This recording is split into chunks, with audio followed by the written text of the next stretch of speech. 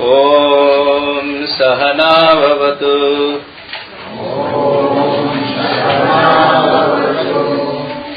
सहनौ भुनक्तु। सह वीर्यं करवावहै। तेजस्विनावधीतमस्तु।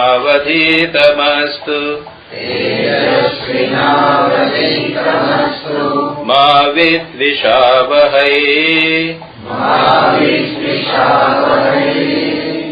ॐ शान्ति शान्ति शान्तिः।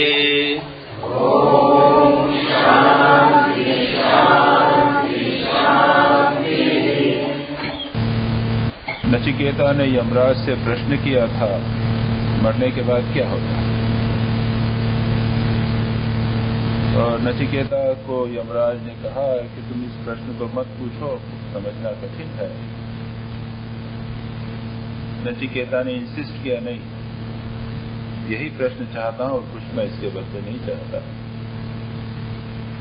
और तब यमराज ने प्रसन्न होकर तत्व ज्ञान देना प्रारंभ किया। यमराज ने क्या कहा? यमराज ने आत्म तत्व का उपदेश दिया, ब्रह्म तत्व का उपदेश दिया। क्यों? क्योंकि उन्होंने कहा कि आत्मा मरता नहीं है, ये ब्रह्म तत्व मरता नहीं है,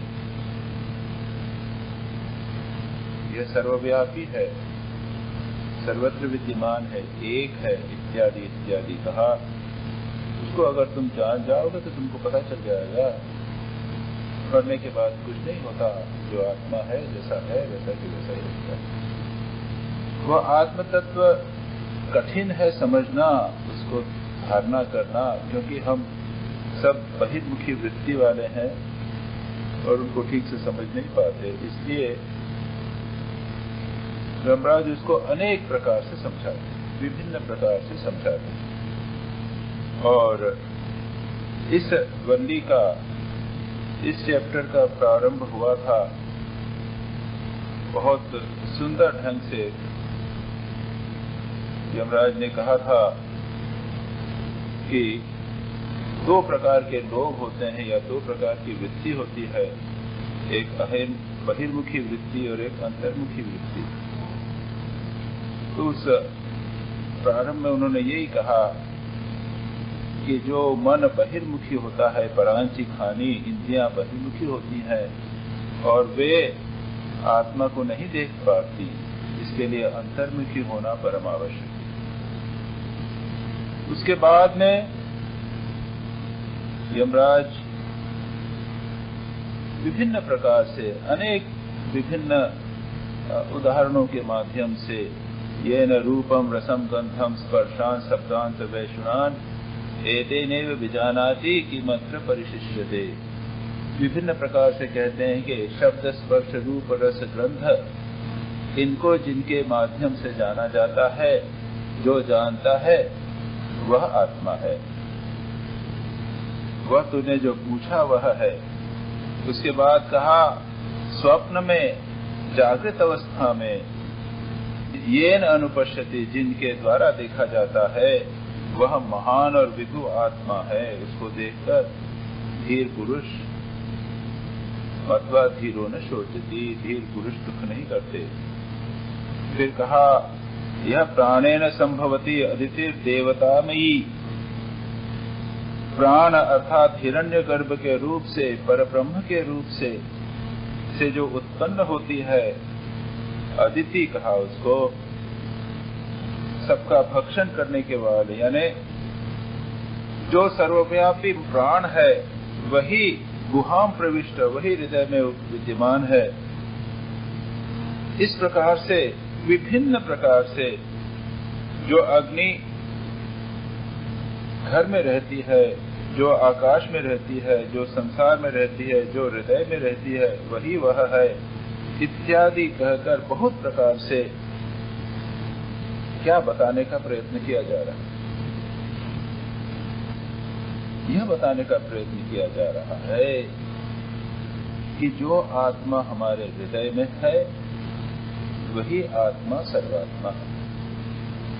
वह जो ब्रह्म सर्वत्र विद्यमान है वही हमारे हृदय में भी विद्यमान है। एक ही सत्ता है जो संसार के सभी प्राणियों में हमारे भीतर या बाहर सर्वत्र विद्यमान है, जिसको विभिन्न प्रकार से बताया जाए। इस ब्रह्म तत्व को जानने की दो प्रक्रियाएं,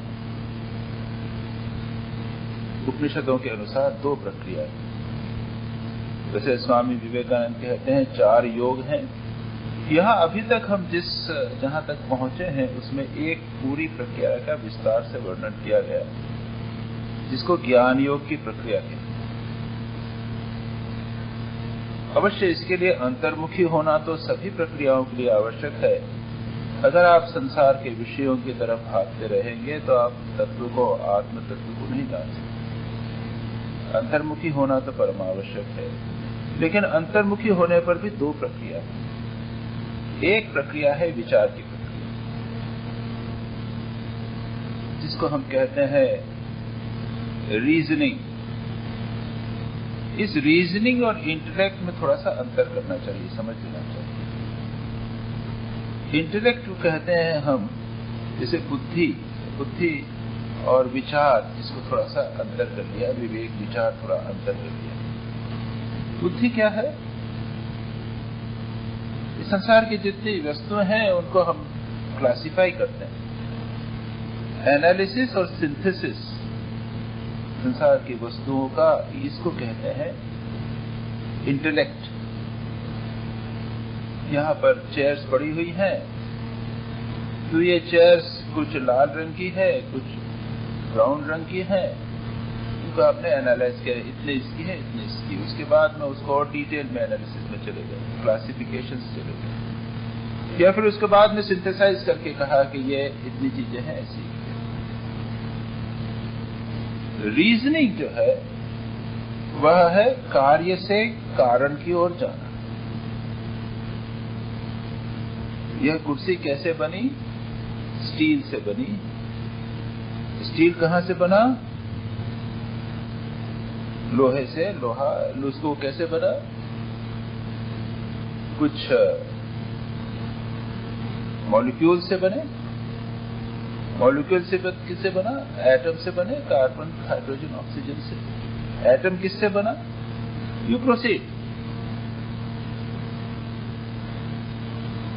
तो नचिकेता का जो प्रश्न है वो इस रीजनिंग से संबंधित है।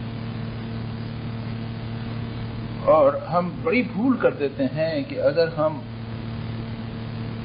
केवल बुद्धि में, इंटेलेक्ट में ही अटके रहें तो हम ज्ञान योग की प्रक्रिया को समझ नहीं सके। उदाहरण के लिए, मनसे वेदम आप्तव्यम नेह नास्ति किंचनम, ये जो 11वां श्लोक हम कर चुके हैं पिछली बार। मनसा एव इदम आप्तव्यम, मन के द्वारा ही उसे प्राप्त किया जाता है, सीधी बात कही। और मैं आपके सामने व्याख्या कर रहा हूं और कह रहा हूं मनसा का अर्थ क्या? मन यानी मनसा यानी मन के द्वारा। मनसा मन के द्वारा यानी मन क्या हुआ? तो मैंने एनालाइज करके कहा, विचार करके, और कहा कि देखिए, अंतःकरण जो हमारा इंटेलेक्ट है उसके 4 कंपोनेंट्स हैं, 4 पार्ट्स हैं या 4 अंग हैं। मन, बुद्धि, चित्त, अहंकार। और ये मनसा का अर्थ है मन यानी जो संकल्प विकल्पात्मक जो हमारे मन की वृत्ति है उसको कहते हैं मन। तो जब कहा मनसा एव इदम आप्तव्यम, तब हम कहेंगे कि यह जो हम संकल्प विकल्प कर रहे हैं यह ठीक है कि नहीं, वह ठीक है कि नहीं। यह जो संकल्प विकल्प है उसके माध्यम से आप्तव्यम, प्राप्तव्यम, प्राप्त करना है या जानना है। क्या जानना है? कि यह यानी इस संसार में नाना न अस्ति, यह न नाना यानी बहुत सी बातें नहीं है, वस्तुएं नहीं है, एक ही वस्तु। अब मैंने क्या किया? यह मन शब्द को एनालाइज कर डाला। लेकिन ये आपको समझाने के लिए कर दिया मैंने, लेकिन मेरे लिए क्या आवश्यक? और आप भी व्याख्या पढ़ लेंगे, बड़े बड़े ग्रंथ हैं, उनमें मनसा के ऊपर शब्द शायद 10 पेज लिखा होगा, लेकिन मेरे लिए आवश्यक क्या है? यह व्याख्या आवश्यक नहीं है। मन के द्वारा यह जानना, आप तब यह जानना कि कोई नाना वस्तु नहीं है, विचार के द्वारा इस बात को प्राप्त करना। कैसे नहीं है? विचार के द्वारा कैसे प्राप्त करना? संसार में जितनी वस्तुएं हैं ये तो बाहर से दिखाई दे रही। विज्ञान भी आज कह रहा है कि एक ही वस्तु सर्वत्र है, इसको आप एनर्जी कहिए या फिर मैटर कहिए।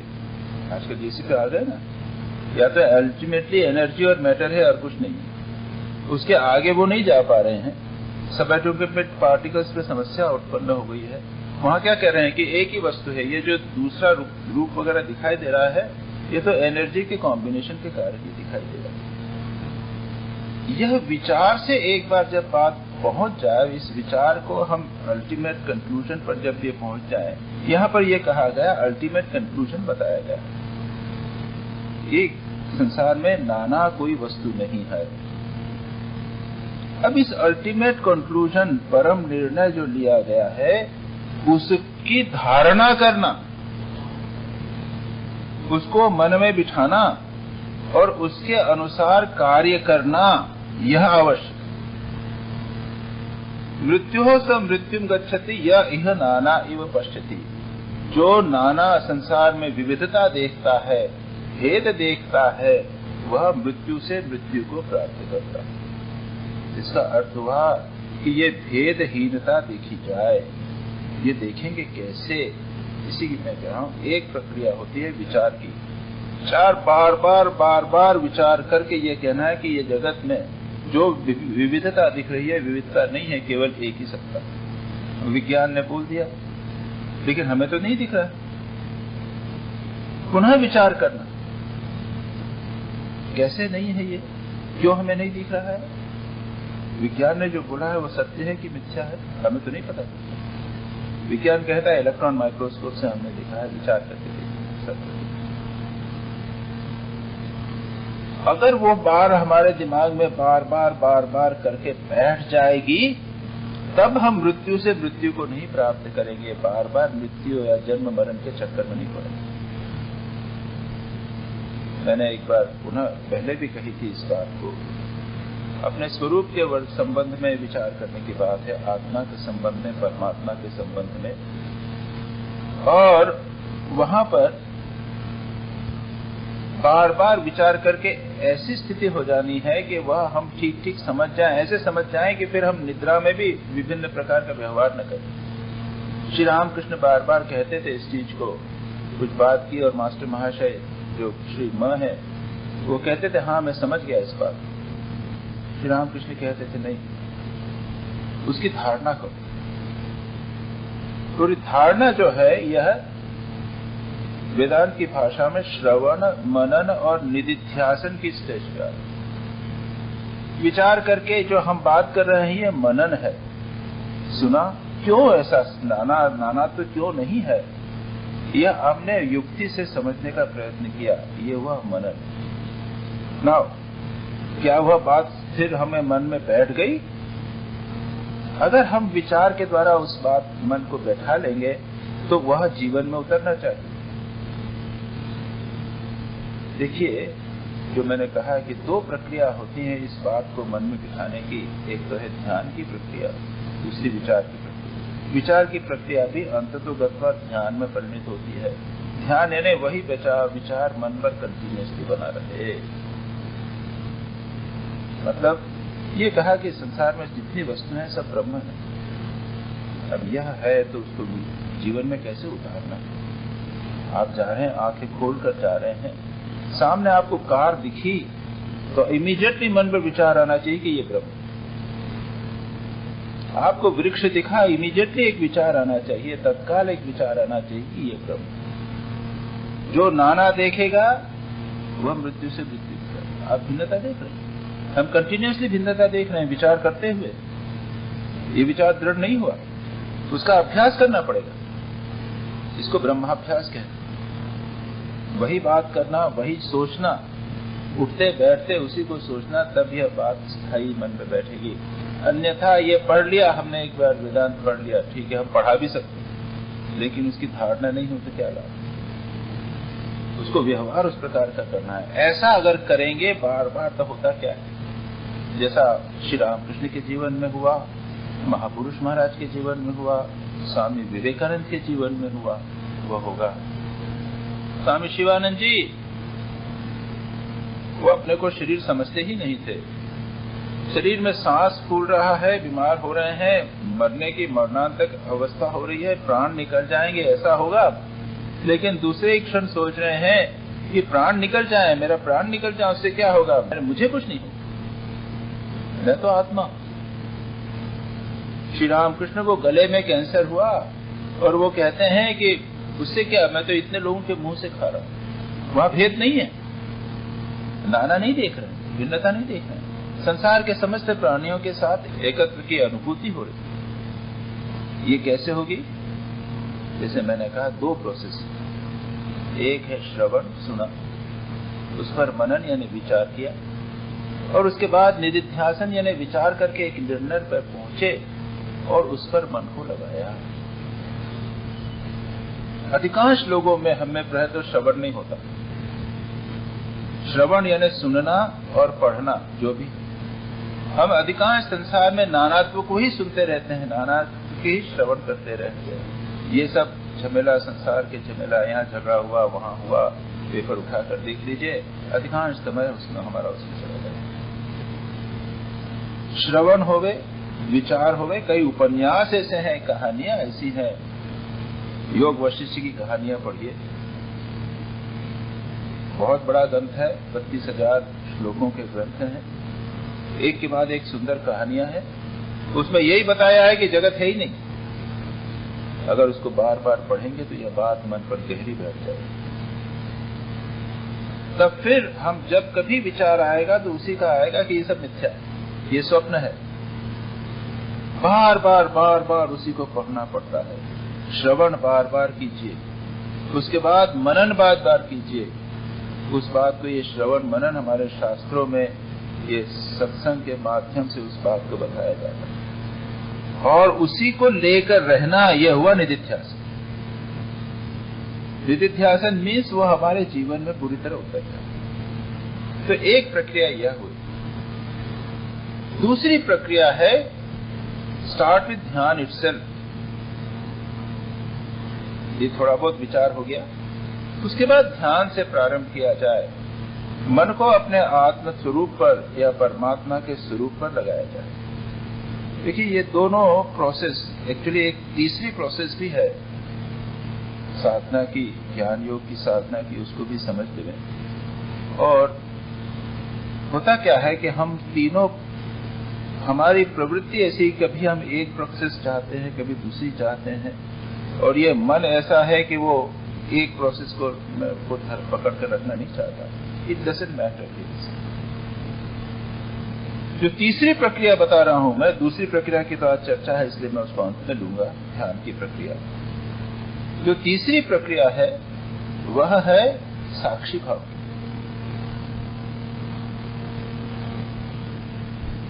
हमारे शरीर, मन, प्राण इत्यादि पे जो क्रियाएं होती हैं, हमने विचार से जान लिया कि ये क्रियाएं हमसे भिन्न है, आत्मा भिन्न है।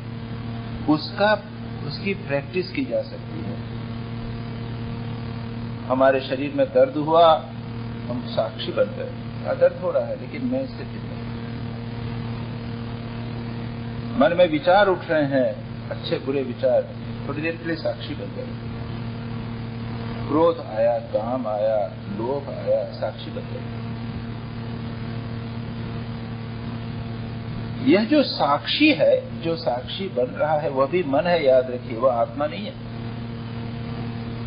मन को हमने दो भागों में विभक्त किया है, एक साक्षी मन और एक मन जिसमें नाना प्रक्रियाएं हो रही। यह साक्षी मन आत्मा के निकट है। कल पतंजलि योग सूत्र में आप लोगों ने जिन्होंने क्लास अटेंड की जानते होंगे, मैंने कहा था कि बुद्धि के ऊपर आत्मा का प्रतिबिंब पड़ रहा है। हम उसी का चिंतन ध्यान कर सकते हैं, आत्मा को नहीं देख सकते। आत्मा तो नित्य साक्षी है, आत्मा तो is the seer, real seer, seer can not be seen. तो मन का एक भाग जो आत्मा के अत्यंत निकट है वह है साक्षी, और वह संसार मन का दूसरा भाग है जिसमें सारे विचार इत्यादि उठ रहे हैं, वह उसको देख रहे हैं। यह प्रोसेस निरंतर साक्षी बनी रहने के प्रोसेस भी वेदांत की एक महत्वपूर्ण प्रक्रिया है। तो ये 3 प्रक्रियाएं हुई। एक तो विचार की प्रक्रिया जिसे हम कहते हैं रैशनैलिटी या reason, it is different from intellect. Reason के बाद में उसके बाद उसमें है श्रवण मनन तक, और इसके बाद निधिध्यासन, कंटिन्यूअसली उसका अभ्यास करना। यह अभ्यास और साक्षी अभ्यास भिन्न है, समझ जाएंगे। यह अभ्यास जो है विचार का अभ्यास, चलते फिरते उठते बैठते सब समय हम कर सकते हैं। जो भी देखा हमने उसको सोचा कि यह ब्रह्म है, जो विचार मन में आया सोचा कि इसके साथ ब्रह्म है। स्वप्नांतम जागृतांतम, जो विचार मन में आ रहे हैं, सारी की बातें, कई प्रकार की बात कही। स्वप्न में जागृत में जो कुछ हम देखते हैं अनुभव करते हैं वह सब ब्रह्म ही है। अग्नि जो बाहर है भीतर है सब ब्रह्म ही है। ये नाना प्रकार से बात बताई गई। इस संदर्भ में गीता की एक बात याद आ जाती है। भगवान विभूति योग में, विश्वरूप दर्शन नहीं, विश्वरूप दर्शन 11वां अध्याय है, 10वें श्लोक में भगवान विभूति योग के, और विभूति योग में भगवान यह बताते हैं कि किन किन रूपों में भगवान विद्यमान। तो कहते हैं वृक्षानाम अश्वत्थोहम, वृक्ष जो है उसमें अश्वत्थ हूं, नदियों में गंगा हूं, सरोवर में सागर हूं, जहां जहां भी बृहत्ता है वहां वहां पे हूं, जलचरों में मैं मगर हूं, इत्यादि बहुत सारे विभिन्न चीजों की बात करते हैं। उद्देश्य क्या है? भगवान से अर्जुन ने यही पूछा था कि मैं किन किन रूपों में आपका ध्यान करूं। भगवान ने इतनी चीजें बता दी। अब अगर हम जहां कहीं भी जाएं, वहां पर अगर मगर दिखाई देवे, अगर सागर को देखा, एक अश्वत्थ वृक्ष दिख गया, क्या करेंगे? इमीडिएटली मन में आना चाहिए कि भगवान का रूप। उद्देश्य क्या है? जहां कहीं भी जावे वहां पर भगवान है। नारियों में श्री, मेधा, स्मृति, धृति, इनके रूप में भगवान विद्यमान है। तो प्रत्येक किसी नारी को देखा, उसमें अगर श्री है, कांति है, बुद्धि है, धृति धैर्य शक्ति है, उसमें आप देखिए वहां भगवान विद्यमान है। पुरुषों में पौरुष के रूप में भगवान विद्यमान है। भगवान सर्वत्र विद्यमान है। तो जहां जहां भी हम जावे, जिन जिन वस्तुओं का अनुभव करें, वहां सर्वत्र भगवान का अनुभव किया जा सकता है। ये एक प्रक्रिया। और वही मैंने कहा, ज्ञान की प्रक्रिया में भी यही है कि वहां ब्रह्म का चिंतन या आत्मा का चिंतन, चैतन्य का चिंतन करें। जड़ वस्तुओं में भी चैतन्य का चिंतन करें। नहीं, मैं नहीं कह रहा, मैं ये already I told you, they are not mutually exclusive. Whatever प्रक्रिया तो आपको पसंद आवे, कभी ये कर लो कभी वो करो। मैंने अभी जस्ट नाउ जैसे बच्चा है, तो बच्चा जो भी चीजें होती हैं उनको लिविंग देखता है। आप देखेंगे छोटा बच्चा जो होता है सब चीजों को लिविंग देखता है। कुर्सी भी उसको लिविंग दिखाई देगी, लाइट भी लिविंग दिखाई देगी, चलती फिरती वस्तुओं तो काफी लिविंग दिखाई देगी। जिनको हम जैसे कार, साइकिल, तो उसको तो हम तो जानते हैं कि वो डेड मैटर है, लेकिन बच्चा उसको लगता है कि तो चलता है तो लिविंग है। और ये चीज क्या हम अभी नहीं कर सकते, प्रैक्टिस नहीं कर सकते? ये कुर्सी जो है जिस पर हम बैठे हुए हैं, क्या वो लिविंग नहीं है? प्रोजेक्ट कीजिए उसके ऊपर, जिसमें ये चैतन्य है, प्रोजेक्ट कीजिए। और ये प्रोग्रेस बहुत ही अच्छी प्रक्रिया है। ये प्रोसेस प्रक्रिया बहुत ही अच्छी प्रक्रिया है। ये विभिन्न प्रक्रियाओं से ये ज्ञान योग की प्रैक्टिस होती है। तो ये 2 प्रक्रियाएं मैंने बताई। एक्चुअली 4 प्रक्रियाएं हो गई, 3 प्रक्रियाएं हो गई। एक तो सर्वत्र भगवान को देखना, जैसा गीता में भगवान ने कहा है। दूसरा, सभी वस्तुओं के अंदर चैतन्य को देखने का प्रयत्न करना। विचार करना, जहां कहीं भी जाए विचार करते रहना कि इसके पीछे भी परमात्मा की सत्ता है। तीसरी प्रोग्रेस है साक्षी भाव की, जब जैसा इच्छा हो, जब जैसी मन की वृत्ति। चौथी प्रक्रिया है ध्यान की, जो पातंजल योग सूत्र में हम लोग विस्तार से देख चुके हैं ऑलरेडी, और अब धारणा, ध्यान, समाधि, ये जो संयम है इसकी चर्चा कर रही। उस चौथी प्रक्रिया का वर्णन आगे वाले कुछ श्लोकों में, 2 श्लोकों में विशेष करके हो रहा है। 12वां और 13वां श्लोक। अंगुष्ठ मात्र पुरुषो मध्य आत्मनि तिष्ठति, ईशानो भूत भव्यस्य न ततो विजुगुप्सते। क्या कहा है यहाँ पर? अंगुष्ठ मात्र पुरुषः मध्ये आत्मनि तिष्ठति, ईशानः भूत भव्यस्य न ततः विजुगुप्सते एतद्वैतत्। उसको बताने के लिए, ब्रह्म को बताने के लिए कई प्रकार से बताया। यहाँ क्या कहा है? आत्मनि मध्य, आत्मनि यानी खुद के शरीर के मध्य। यहाँ आत्मा शब्द जो याद रखिए, ये उपनिषदों में कई स्थानों पर भिन्न भिन्न प्रकार से यूज होता है। कहीं इसको शरीर के लिए उपयोग करते हैं, कभी मन के लिए, कभी चैतन्य आत्मा के लिए। तो अंगुष्ठ मात्र पुरुषः, अंगुष्ठ मात्रा, मात्रा यानी अंगुष्ठ की मात्रा, अंगुली के प्रमाण वाला पुरुषः, चैतन्य पुरुष जो है वह आत्मा के अंदर विद्यमान है। वह क्या है? भूत भव्यस्य ईशानः, जो हुआ है और जो होने वाला है और जो है, यहाँ पर यह भी आ जाएगा, जो है उस सभी का वह ईश्वर है, नियंता है, कंट्रोलर। न ततो विजुगुप्सते, यानी उसको जानकर कोई व्यक्ति द्वेष नहीं करता और अपने को रक्षा करने के लिए, गोपन करने के लिए संरक्षण का प्रयत्न नहीं करता। ये सारा छोटा सा है।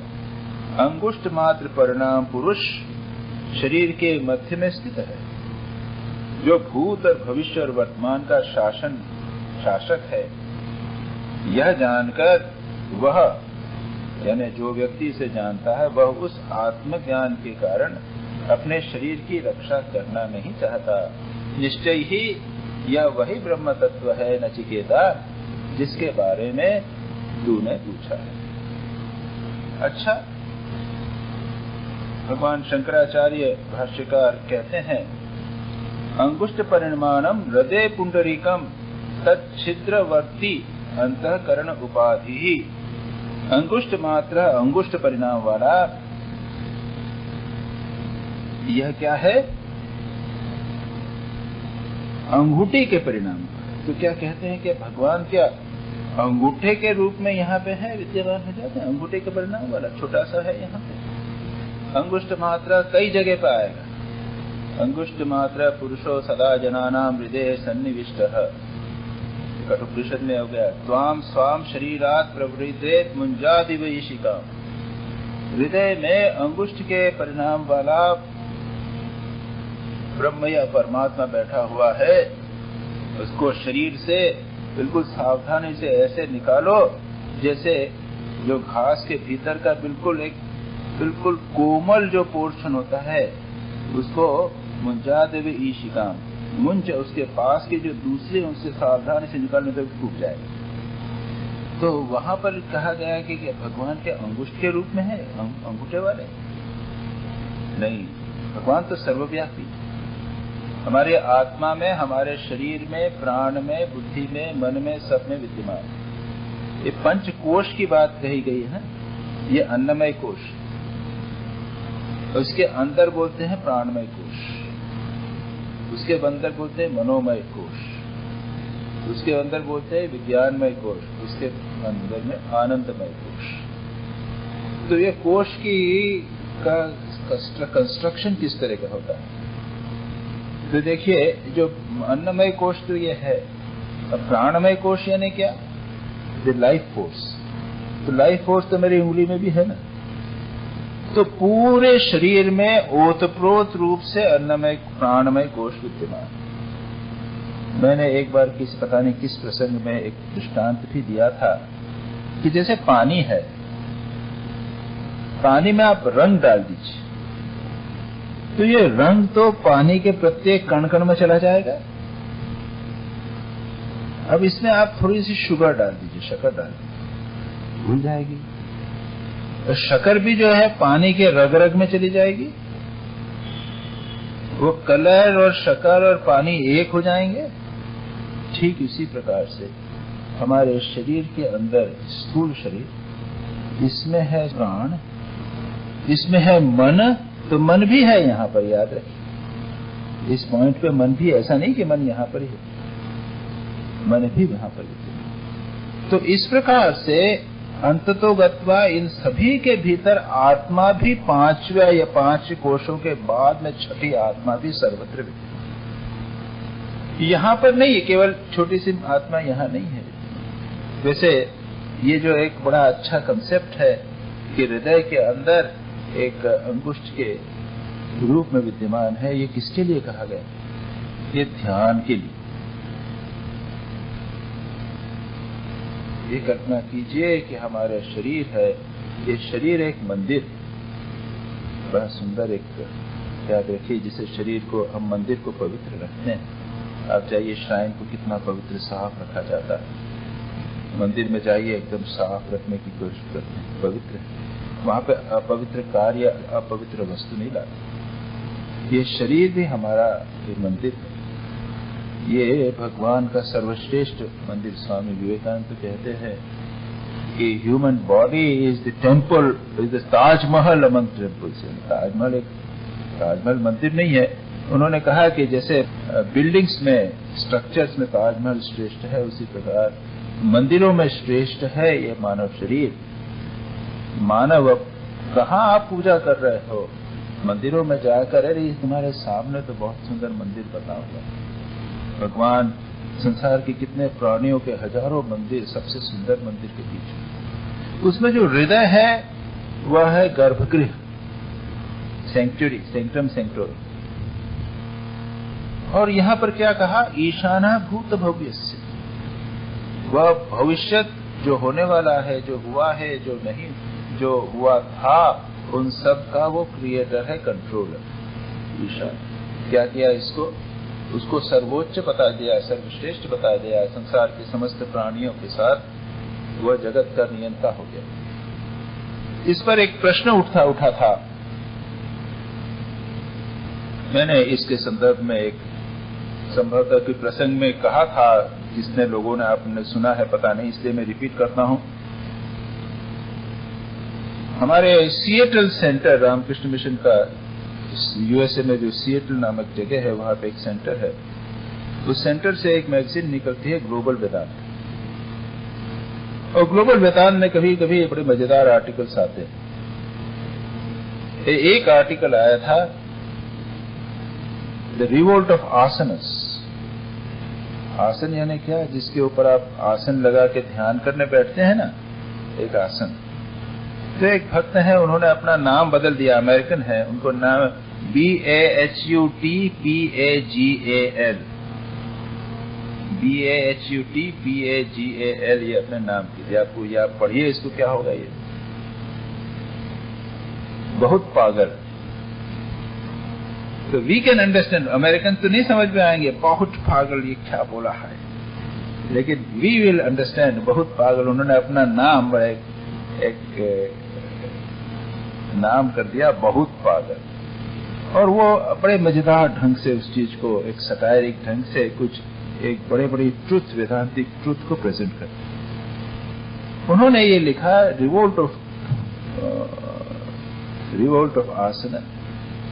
और एक कार्टून जैसा बनाया है कि एक आदमी कंप्यूटर के पास सामने बैठा हुआ है, पास में आसन लगा हुआ है, वहां पर अपने इष्ट का, श्री रामकृष्ण का फोटो लगा हुआ है, और आसन बोल रहा है, how long are you going to sit on that, when are you going to sit on me? तो उन्होंने एक सटायर किया है जो कंप्यूटर पे लोग बैठे रहते हैं उसके संबंध में, कि कंप्यूटर आजकल ऐसा हो गया है कि 3-3, 4-4 घंटे कंप्यूटर पे बैठे रहते हैं। आसन पर बैठना हम लोगों ने छोड़ दिया। आसन पर बैठकर भगवान का ध्यान हम नहीं करते, कंप्यूटर पे लेकर हम बिजी रहते हैं। तो उस पर आसन प्रोटेस्ट करता है कि यू आर निग्लेक्टिंग मी। और that chair, are you jealous of that chair? कि yes, I am jealous of that chair. मुझ पे बैठो ना। भाई I feel neglected. No, not I feel neglected. जो परमात्मा आपके हृदय में विद्यमान है, दैट फील्स निग्लेक्टेड। और बड़ी सुंदर बात कही कि वह जो परमात्मा है वह ईशान भूत भव्यस्य, वो संसार के भविष्य, वर्तमान और भूतकाल का नियंता होते हुए भी जब वो हमारे हृदय में प्रवेश करता है तो वह संकुचित हो जाता है। सच्चिदानंद स्वरूप होते हुए भी वह सच्चिदानंद स्वरूप यह रिस्ट्रिक्ट हो जाता है। तब क्या करना? उसको जिस प्रकार से एक बीज जमीन में डाला, अगर उसको आप पानी नहीं देंगे, खाद नहीं देंगे, उसको अगर रोशनी नहीं मिलेगी तो मर जाएगा। या फिर थोड़ा सा अंकुरित हुआ और उसको अगर नहीं मिला तो मर जाएगा, वो संकुचित हो जाएगा। उसी प्रकार से परमात्मा जब हमारे हृदय में आ जाता है, उसको अगर नर्चर न किया जाए तो वो प्राय नष्ट हो जाए। लोग कभी कभी मुझसे ये प्रश्न पूछते हैं कि स्वामी जी, ये परमात्मा तो सर हमारे भीतर विद्यमान है, हमको बुरे काम में उसे क्यों नहीं से रोकता है? तो ये इसका उत्तर है। वो क्या करे बेचारा?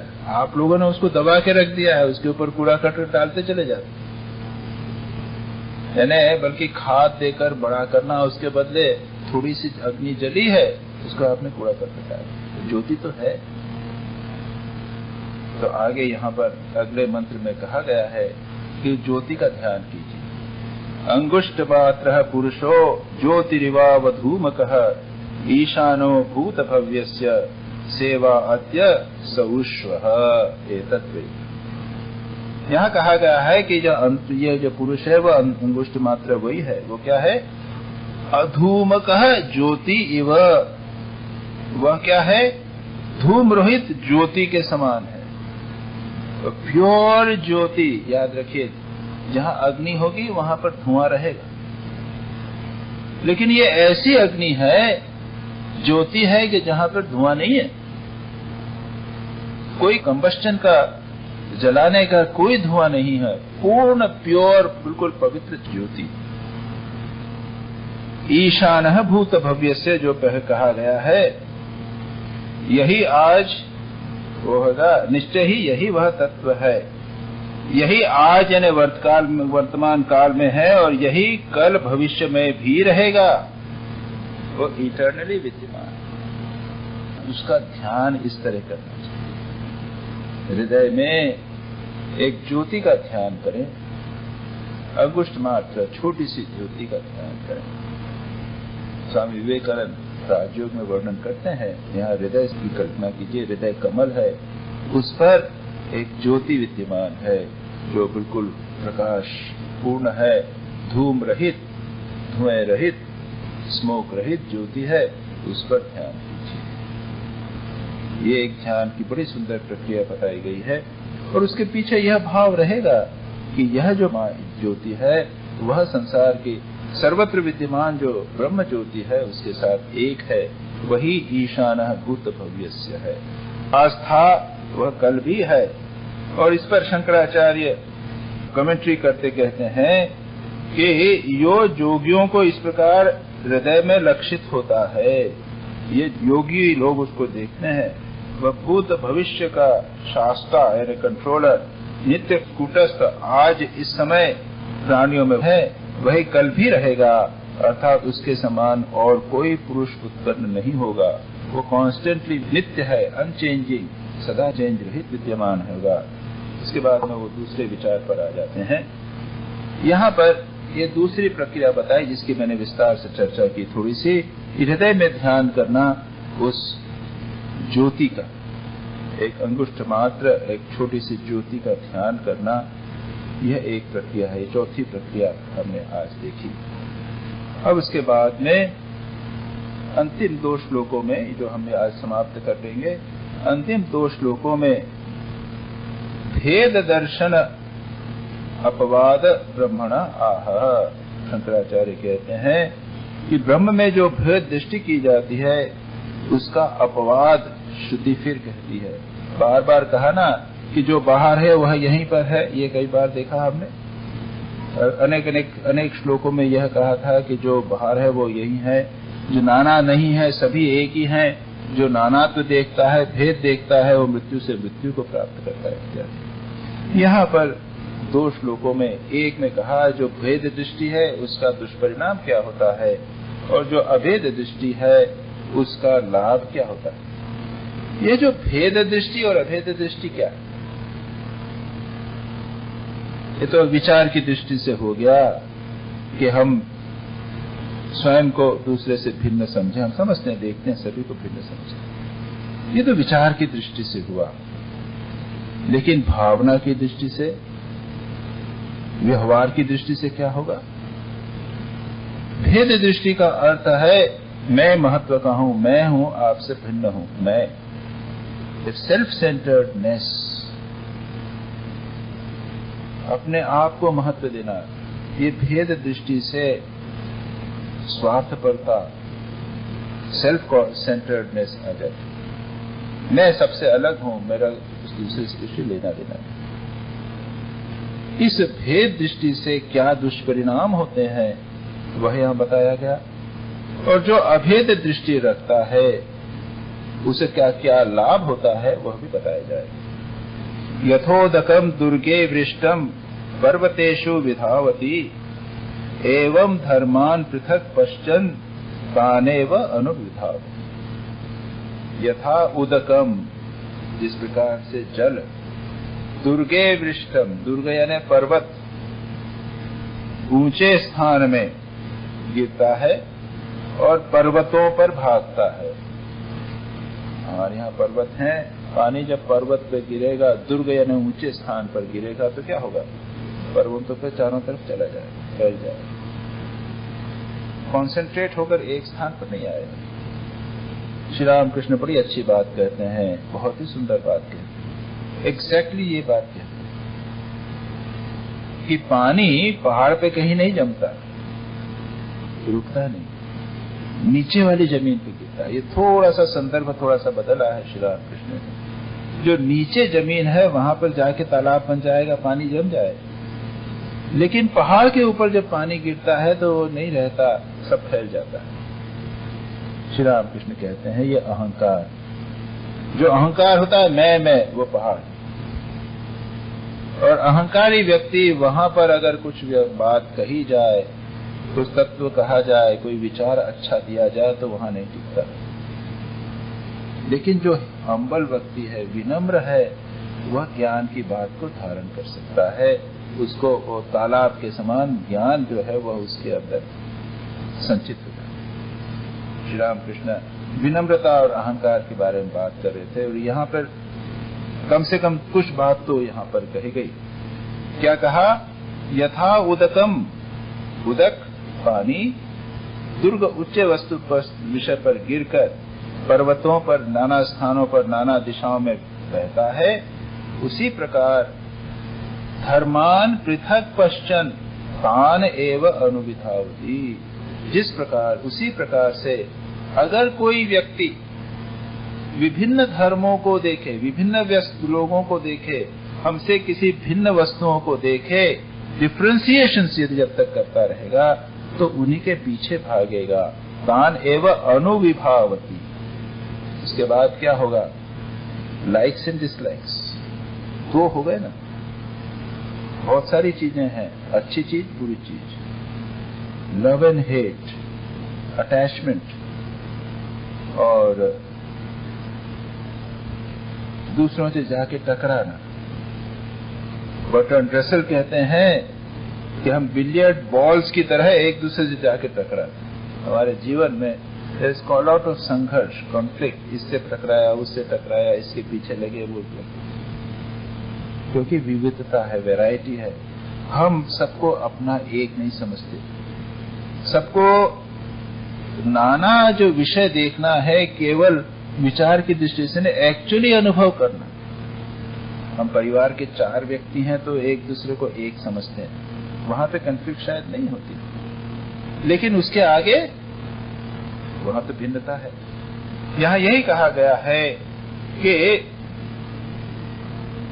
अगर जिस प्रकार पानी ऊपर गिरकर विभिन्न स्थानों पर फैल जाता है और नष्ट हो जाता है, संचित नहीं होता है, उसी प्रकार धर्मों को अर्थात आत्माओं को पृथक यानी प्रत्येक शरीर में भिन्न भिन्न देखने से, भिन्न भिन्न देखने वाला व्यक्ति, शंकराचार्य ऐसा कहते हैं, उन्हीं शरीर भेद का अनुसरण करने वालों की ओर ही जाता है, अर्थात भिन्न भिन्न शरीर भेद को ही प्राप्त होता है, उसी प्रोसेस में लग जाता है। मैं भिन्न हूँ, समस्त व्यक्ति भिन्न है, एक डिफ्रेंसिएशन बराबर बना रहता है, एक हार्मनी का भाव नहीं होता, यूनिटी का भाव नहीं होता। सेल्फ, मैं भी सेंटर्ड हूँ, वो भी सेंटर्ड है, मैं अपने स्वार्थ के लिए झगड़ा कर रहा हूँ, दूसरे किसी से मिलना नहीं चाहता, ये बात हो जाती है। यहाँ पर उस बात को कहा गया।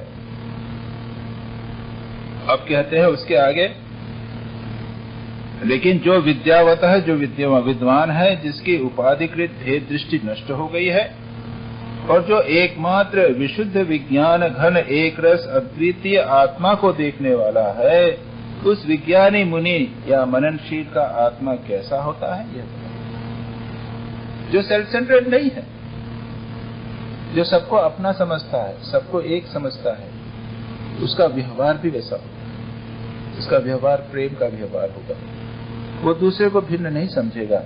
यहाँ कहा है, यथा उदकम शुद्धे शुद्धम आसिक्तम तादिगेव भवति एवं मुनेर विजानत आत्मा भवति गौतम। ये गौतम, ये संबोधन है नचिकेता को। तो गौतम के कुल में तुम वंश जन्म हुआ है, इसलिए तुम गौतम हुए। यथा उदकम, यथा उदकम दुर्गे वृष्टम नहीं, यथा जिस प्रकार से जल शुद्धे शुद्धम आसिक्तम तादृके भवति, अगर जल को शुद्ध जल में डाला जाए तो उसके साथ आसिक्त यानी एक हो जाता है, उसी प्रकार का बन जाता है मिलकर।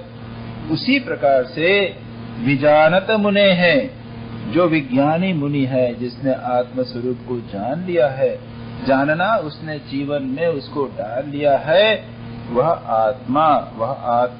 आत्मा विज्ञानी मुनि का आत्मा भी वही हो जाता है। विज्ञानी मुनि का आत्मा भी यानी वह विज्ञानी मुनि संसार के समस्त प्राणियों के साथ एक अपनी आत्मा का एकत्व का अनुभव करता है। तो ये यहाँ पर शंकराचार्य भाष्य में उपनिषद का ऋषि यमराज नचिकेता को स्पष्ट कहते हैं कि संसार में एक ही सत्ता विद्यमान है, वही आत्मा है, वही ब्रह्म है, और उस एकत्व में प्रतिष्ठित हो जाओ। जो नानात्व देखोगे तो उसके परिणाम स्वरूप भेद बुद्धि के कारण समस्त समस्याएं विद्यमान। प्रश्न ये है कि ये कहना पढ़ना इतना आसान है, इसको धारण करना, जीवन में उतारना अत्यंत कठिन, अत्यंत कठिन है। यहाँ तो उन्होंने कह दिया कि जल को जल में मिला दो तो हो जाता है, लेकिन जीवन में उतारना, हम लोग इतने सेल्फ सेंटर्ड हैं, स्वार्थी हैं, हम ये नहीं समझते कि हमारा दूसरे के स्वार्थ में हमारा स्वार्थ। स्वामी विवेकानंद कहते हैं, unselfishness is more paying, but people don't have the patience to practise it. हम लोगों में वह धैर्य नहीं है कि अनसेल्फिशनेस को, निस्वार्थता की प्रैक्टिस की। जब कुछ देना होता है तो हमारा हाथ सकुचाता है। स्वामी जी कहते हैं कि जो कुछ दो, प्रेम दो, सहायता दो, धन दो, जो कुछ दो, लेकिन keep out barter, don't expect A return. वो आएगा आपके पास, लेकिन यह संसार के समस्त प्राणियों के साथ एकत्व का अनुभव करना और उसके अनुसार जीवन यापन करना, ये उपनिषदों का भले बड़ी फिलॉसफी है, लेकिन प्रैक्टिकल जीवन में यह एक उसका सिद्धांत है, उसको जीवन में उतारना पड़ता। हम लोग पहले जमाने में तो ट्रेन में जाते थे तो बहुत सारे लोग बैठे हैं, गपशप होती रहती है, मिलिए।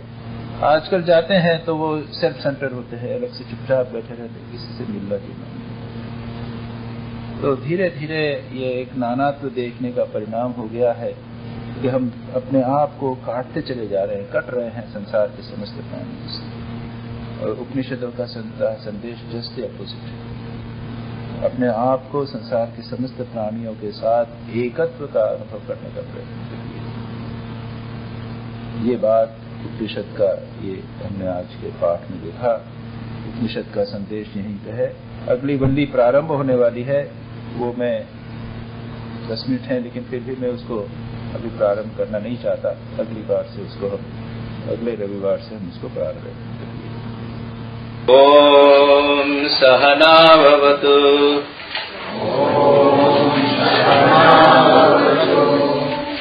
सहनौ भुनक्तु।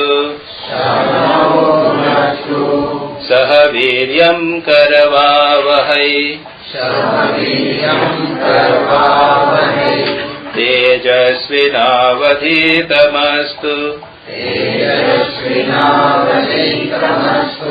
मा विद्विषावहै।